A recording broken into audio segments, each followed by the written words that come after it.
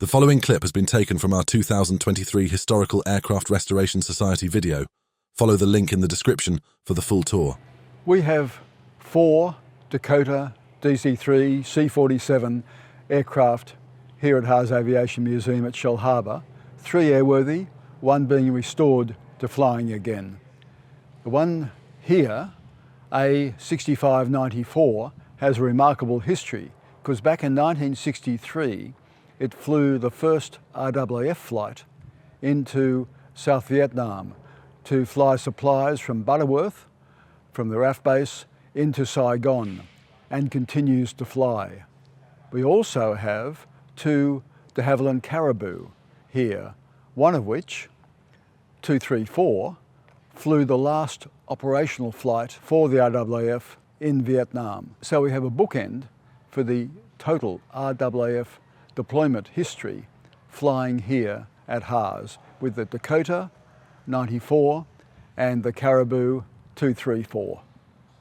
This particular one, which is in DC-3 configuration, was built in 1942 at Santa Monica in California, one of some 16,000 of the type constructed during World War II. At the time this came off the production line in 1942, it was expected to have a service life of about 3 months, but yet still flying.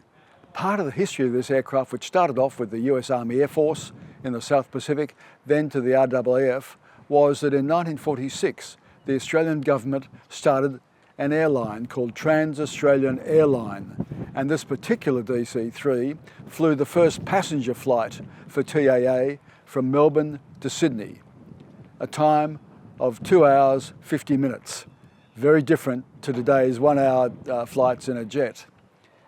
The DC-3 first flew in 1935 and was the first almost all-metal airliner with a rounded fuselage. It set the standard for aviation, which previously had fabric aircraft with largely square designs, and set the standard for what is modern aviation today.